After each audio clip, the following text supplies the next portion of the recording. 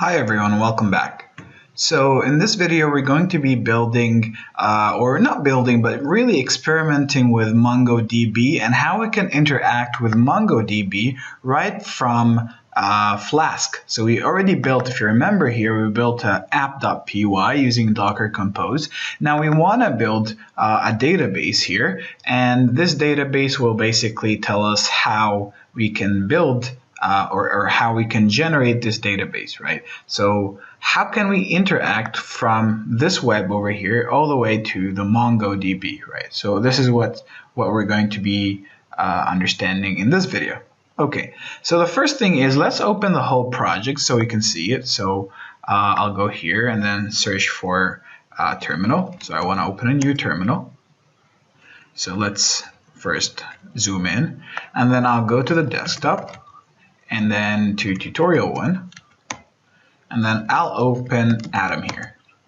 Okay, so let's think about what we need to do first before anything else. So the first step that we need to do, so here's the project first. Let's just leave it to load. So let's close this and this and this. Okay, so here's the project. Here's what we've been building so far. And this is our web and the application.py, and everything's nice. Okay. So the first thing is we need to download the image file for MongoDB, right? So the whole idea of how we are going to be doing this is a couple of steps, okay? So first of all, we're going to go to Docker Hub, right? Because we need an image, a Docker image, or a Docker image, right? So we're going to go to Docker Hub, okay? To get an image for MongoDB. So we're going to go to Docker Hub, and then we're going to search for MongoDB. Okay, so here's MongoDB, right? So we click on this one. So actually there's an official version of it. So let's go back, and there's the official version of Mongo here. So we'll go to this one instead. And then you'll notice there's many differences. In the previous video, we used 3.6.4, so we'll just use that in the video. Okay. Okay. So we now know that there's a version of MongoDB, and it's 3.6.4. So how do we add it? Okay. We do the same thing as we did with Flask, right? So we open the terminal, we go to DB, okay, and then I'm going to touch a Docker file. So I have to define a Docker file. Right? So I'll touch a Docker file. So now this Docker file should appear here. And then from here, I'm going to say from, so I'm going to get an image now, and it's going to be called Mongo, and then 3.6.4, okay? So if you go back here, let's go back and go down here. So it's Mongo, okay? So let's see, Mongo, and then some version of Mongo, right? Okay, so it's Mongo, and then a tag of the version of the Mongo that you want. Okay, so hopefully that makes sense. So we'll get from Mongo 3.6.4, and that's it. Basically, we just want to get an image of Mongo, and this will automatically, this image here will automatically set everything up for you in the database. In the MongoDB database. And so if we go back here, now we need to define this in the Docker Compose file that we talked about that has everything here, right? So I go back, and then I'm going to insert. Now I want to define DB, right? So I'm going to say DB. DB is another service, and then I can build it from ./DB. Okay, so I can build it from this Docker file over here. Now, another thing is we know that this web here, this web application Flask, depends on the database. So I'm going to add an extra option here. I'm going to say links, and then I'm going to do a list, and then I'm going to write here DB. So DB means that this web service is dependent on this DB service. So we have to build this one first and then build the other one. So hopefully this makes sense.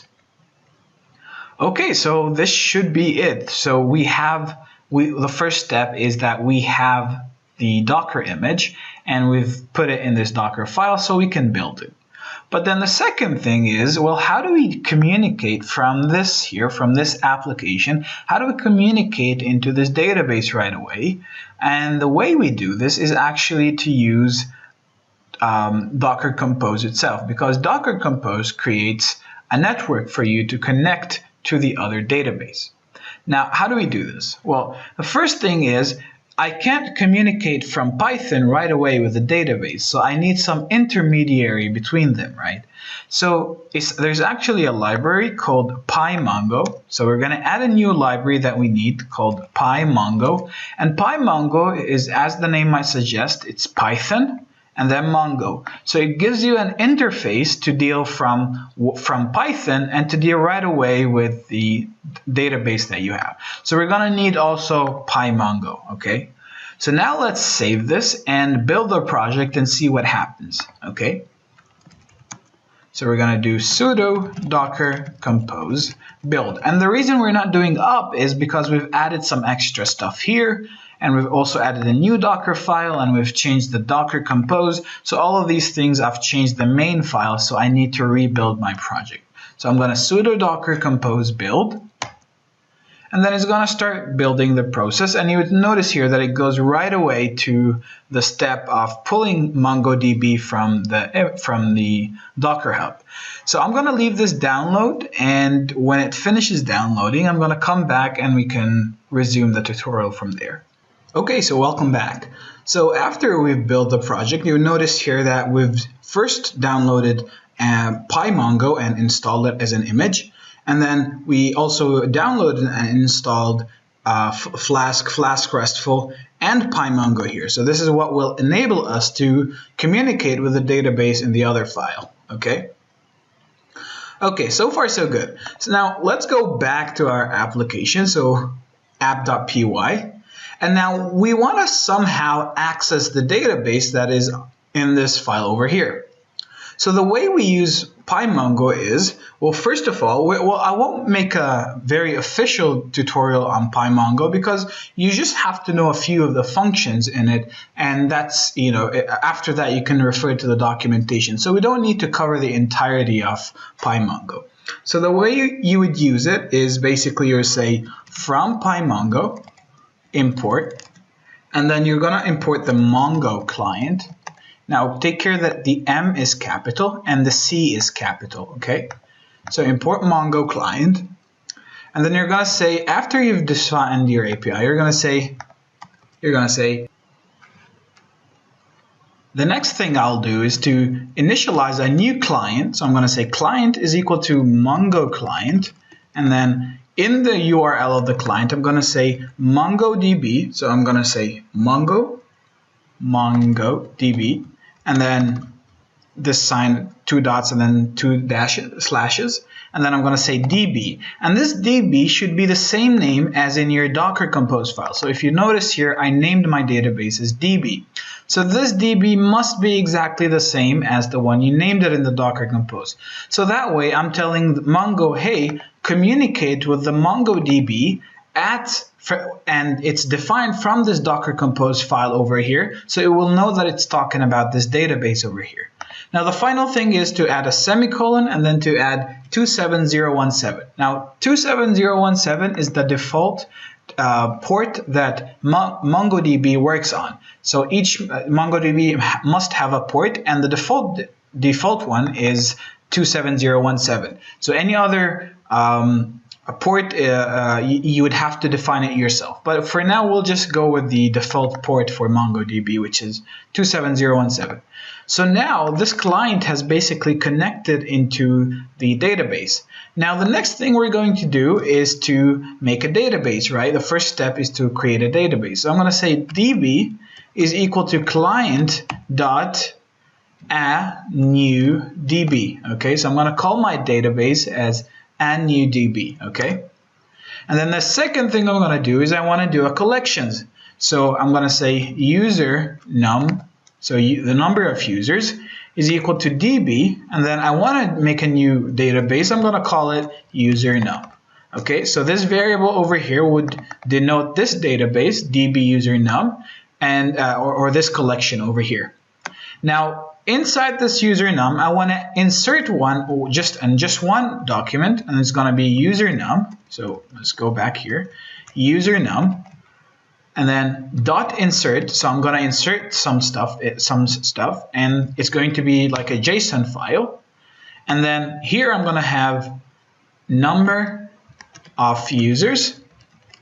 And on here, I'm going to have 0. So initially, I have zero users visiting my website, right? Now, I want to keep track of how many users are visiting my website. So what I do is, once I have this here, I now have a database and a collection and a document that has the number of users that visit my website. So what I do is, I'll define a class, so class visit, okay? And then I'm going to add to it resource, as we mentioned earlier, and then define get. So every time my website is visited, okay, the first thing that I want to do is to know how many people are already visiting my website already. So I'm going to say previous number is equal to user num, so the user num collection dot find, and then since it only has one element in it, it's going to return this element in an array. So I'm just going to access the 0th element of that array. And then I also want to access inside this 0th element, I want to access the number of users. So I'm going to copy this here, and then I want to access the number of users. So the previous number is going to have the previous number of users. Now I'm going to say previous number plus equal to 1. So I'll add 1 to it because I just got a new visitor. And then I'm going to say I want to replace this number here, whatever existing number here, with this number. So I have to use the update function, if you remember. So I'm going to use usernum.update, okay? And then the first selection criteria is nothing, right? It just update, there's only one document, so just update it. And then with what I'm going to update it, I'm going to open curly brackets, and then I'm going to say $set, and then 2 dots to just specify what I'm going to set. And then I'm going to set the number of users. So I'm going to copy this here. So the number of users must be, okay, so let's say this, instead of previous number plus equal 1, we're going to call this new number, okay? So new number is equal to previous number plus 1. So now I'm going to update the number of users with new number, okay? So now I've added 1 extra to my database. And then I'm going to say usernum. So once I've updated it, so this operation has been successful, now my database knows how many people. So I'm going to return string hello user, and then I'm going to add the string new number. So I'm going to say hello user 1, hello user 2, hello user 3. So every user that visits my page, he's going to know what number he's visiting, right? So if he's the 30th person to visit my website, so he's going to say hello user 1 or 2 or 3 and so on. Okay, so every time you refresh the page, this number should increase. Okay, so now we're going to return the string over here, hello user, and then some string. Okay, so a couple of things left to do. The first thing is to add this class or this resource into our API. So we're going to go down, and then we're going to say api.add_resource. Okay, and then we named the class here visit. So I'm going to call it visit, and then I'm going to put it add/hello. Okay, so if you go to /hello, you should see this message. I'm going to save this, and then I'm going to go here, sudo, I'm at desktop tutorial, so sudo docker compose, let's build first. And then I'm going to do sudo docker compose up. So hopefully it shouldn't be too much problems. Whoops, we have some problem. Let's see. Okay, so there's just a tiny mistake here. So here, in Python, since we're writing this in Python, this string over here must be a string. So in MongoDB client, it's okay to not use a string, but in this Python here, we must use this string over here, okay? So instead of just the key, if you remember in MongoDB, in the normal client, you can use the key without any quotes, but in here it's a must to use quotes for the key. And this is really just a Python thing, okay? So we're gonna save that, close, kill Control C, and then build quickly, then up. And hopefully this time there shouldn't be too much problems. Yeah, and we have a running server. So if we go here, okay, and we go here and we refresh the page at localhost 5000/hello. If we refresh, we'll get hello user 1. Now if I refresh again, then I have hello user 2, hello user 3, 4, 5, and so on. So I can keep doing this forever, right? So I can keep repeating this. And then it will increment the number of users every time, right? So I keep getting all the way to 27. So that way you can figure out how many times one of the endpoints was hit, okay? So this is a very, very simple example of how to use MongoDB with your application to keep track of something, right? So in this case, we've kept track of the number of users. In the future video, we're going to keep track of the usernames and the passwords, right, for the system, so we know who the users are and everything like that.